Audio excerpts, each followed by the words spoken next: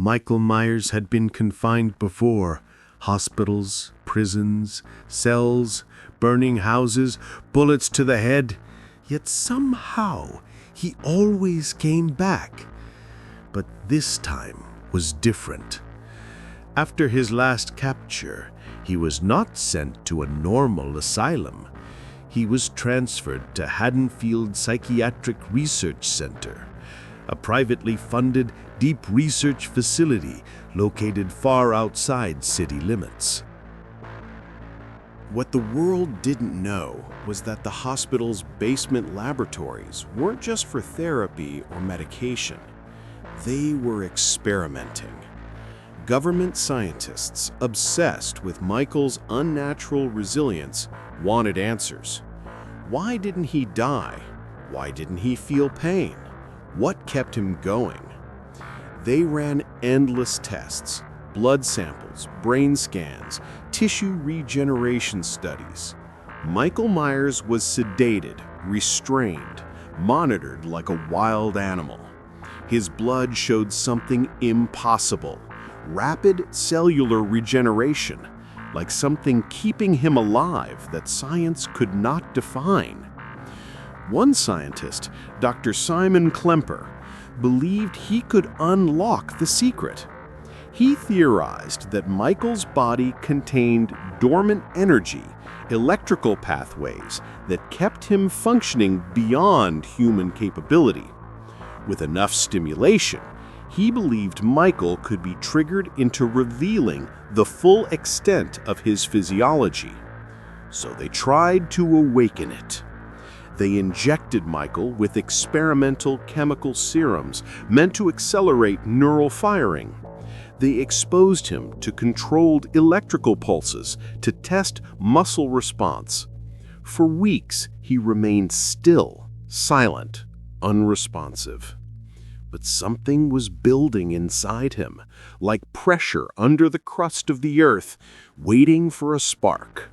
Then came the storm. On that night, thunder hammered the hills around the facility. Security was doubled. Michael Myers was notorious for escaping. Staff noticed the lights flickering, surge protectors overloaded. Emergency alarms began to glitch.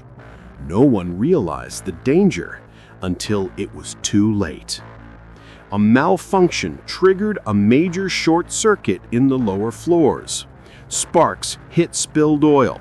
The fire began instantly, bursting through corridors, swallowing rooms whole. Patients panicked. Guards clashed with inmates trying to flee the flames. In the lab, a chemical storage cabinet collapsed. Bottles shattered across Michael's skin. Biochemical reagents, neural accelerants, experimental compounds all mixing into his bloodstream at once. His body convulsed. Veins glowed faintly blue under his skin. His breathing grew louder, deeper. Then, lightning struck the hospital directly, the power surge blasting through the building's wiring and into the lab equipment. Electricity arced through Michael like a spear of white fire. For the first time in decades, Michael Myers screamed. Not in fear, not in pain, but like something ancient inside him was waking up. When the smoke cleared, his restraints hung broken. The glass restraining walls were shattered outward, not inward, as though he burst free in a single violent moment. Lightning still flickered outside. Michael's mask reflected it, cracked, scorched, dripping chemicals like venom. He stood. He took one step and appeared on the other side of the room. He didn't understand what had happened to his body, only that something was different, faster, sharper, stronger than ever. Security entered. They lasted seconds. What walked out of that burning lab was no longer just a relentless killer. It was Michael Myers evolving, born again in fire and lightning, a shape of pure death moving faster than the human eye. And with silent, murderous purpose, he ran into the night. Hours later, the storm had passed, leaving behind a damp, smoky ruin. Barry Allen, the Flash, arrived at the devastated research center. He had been dispatched by Batman after stabilizing the chaos in Central City, and was tasked specifically with neutralizing the riot and assessing the extraordinary circumstances surrounding Michael Myers' escape. Barry, moving at a fraction of his top speed, swiftly contained the remaining fires and secured the perimeter. He joined the surviving administrator, Dr. Elise Thorne. Myers is gone. Flash, and the destruction. It wasn't the fire, Dr. Thorne whispered, showing him a mangled corpse still strapped into a laboratory chair. The restraints were ripped out of the titanium chairback. The experiments, the hyperkinetic neurotoxins, and the lightning, they turned him into a living kinetic weapon. Barry felt a cold dread. He's fast, uncontrollably fast, and his instinct is pure murder. He activated his comm. Batman, I have the preliminary assessment. This isn't just an escape. It's a new metahuman threat. He's heading for Haddonfield. I'm initiating pursuit. Understood, Barry. Haddonfield PD is alerted. They are ordered to evacuate, not engage. Your priority is containing the collateral damage and stopping him. Barry accelerated, tearing across the countryside toward Haddonfield. His sensors, tuned to residual kinetic energy, were blazing. Michael was leaving a trail, not of footprints, but of minor, localized disasters. The freeway. Michael reached the interstate. He didn't run on the highway. He ran beside it, through the tree line, his speed generating constant, violent shockwaves. A passing semi-truck suddenly swayed violently and knife-joffed, its tires shredded by invisible friction. 3 cars swerved and crashed. Barry had to slow his pursuit and spend precious seconds pulling injured civilians from the wreckage, creating wind tunnels to cushion their impacts and stabilizing the multi-car pileup. He's not aiming at people, he's just moving, and his speed is destroying everything in his wake, Barry realized, frustration mounting. He couldn't keep up the pursuit and manage the civilian casualties simultaneously. The suburb. Michael, drawn by the strongest emotional beacon, his childhood home, blitzed through a quiet residential neighborhood on the outskirts of Haddonfield. He didn't use a knife, he used his velocity.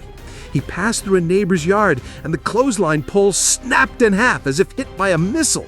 He ran past a house, and the windows facing his trajectory instantly imploded from the sonic boom. Barry arrived just as a young couple stumbled outside, bleeding from glass shards, bewildered by the sudden, localized devastation. "Run! Get out of the neighborhood now!" Barry screamed as he sped past. Michael reached the familiar, imposing house. He didn't knock, he simply ran into the front door. The entire door, frame, and surrounding wall exploded inward into splinters, a terrified kinetic entry. He grabbed the largest kitchen knife he could find, the only weapon he truly needed, and was gone again, seeking his next victim. Barry saw the escalating violence and knew he had to force the confrontation. He couldn't afford to play defense. Barry used a tactical burst of speed, running a path that would intersect Michael's likely trajectory toward the town square, the largest, most populated area where the collateral damage would be greatest. He found Michael at the center of the square, standing on the broken base of the town's historical fountain. The streetlights around him flickered violently, struggling against the kinetic field he generated. The scene was surreal. Chaos had fallen silent, the people in having fled or been struck down. Michael was motionless, a silent figure of doom, holding the glimmering knife. "It ends here, Michael!" Barry's voice was sharp, vibrating with resolve. Michael did not speak. He did not acknowledge the hero, he simply accelerated. The initial collision was not a punch or a kick, but a devastating wave of kinetic energy. Barry generated a powerful shield of air friction, slowing Michael's impact, but the force still slammed him back several yards. He has parity, but he lacks control, Barry realized. He's a bull running at Mach 2. I have to use finesse. Barry began to circle, running in complex, unpredictable patterns, zigzags, figure eights, and vertical arcs, trying to force Michael to burn his reserves. Michael tried to track him, turning quickly, but his movements were rigid and brutal. Every time Michael changed direction, the street beneath his feet cratered, and the sound barrier snapped like a whip. Barry saw his opportunity. Michael didn't predict. He only reacted. Barry accelerated to his maximum speed for a sustained period, running a wide, perfectly smooth oval around the square. He was building up a terrifying amount of centripetal force, creating a visible, swirling vortex, a massive speed funnel. The air pressure dropped rapidly. The windows of all the surrounding businesses shattered outwards. Michael, trapped at the eye of the vortex, began to struggle. The force was destabilizing his footing. He didn't know how to stop the kinetic transfer. He was being violently pulled and battered by the storm of motion. He fought back with pure, uncontrollable speed. He ran straight through the vortex wall, shattering it with a sonic boom, aiming to escape the pressure. This was what Barry needed. Michael was briefly exposed and slowed by the immense effort. Barry countered, rushing in to deliver a controlled, debilitating strike. But Michael, driven by pure survival instinct, lashed out with the knife, its velocity making it a blur of silver light. Barry tried to phase shift, but the velocity was too great. The knife sliced a deep, painful gash across his right arm. Barry cried out, the pain momentarily dulling his focus. He's adaptive, Barry thought, staggering back. He's compensating for his lack of control by using the sheer speed of his weapon. Blood dripped from Barry's suit, pooling briefly on the cracked asphalt before being instantly vaporized by his residual speed friction. He couldn't risk another direct engagement. He had to finish this now, before the wound compromised his focus. Barry knew the only way to beat a speedster without restraint was to overload his system, mirroring the accident that created him. Ignoring the blinding pain in his arm, Barry focused. He began running a tight, short circuit directly around Michael's body, not to attack, but to siphon the latent speed force and redirect it back into Michael's electrical pathways, creating a controlled internal feedback loop. He was running so fast that the lightning bolts crackling off his body began to merge into a single, blinding cage around Michael. Michael convulsed. He dropped the knife, his hands clutching his head as the massive raw energy began to tear through his enhanced nervous system. His scorched mask flashed white with the internal power.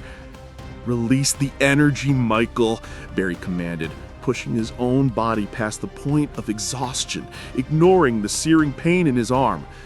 "You can't hold it." With a final, shattering surge, Michael was hit by his own reflection of power. A massive electrical discharge, far more controlled than the lightning strike, erupted from his body. Michael was thrown backwards, landing hard against the side of the collapsed fountain, his body smoking, and finally, utterly still. Barry staggered, his suit flickering. He slowed to a stop, his body aching, his speed drained.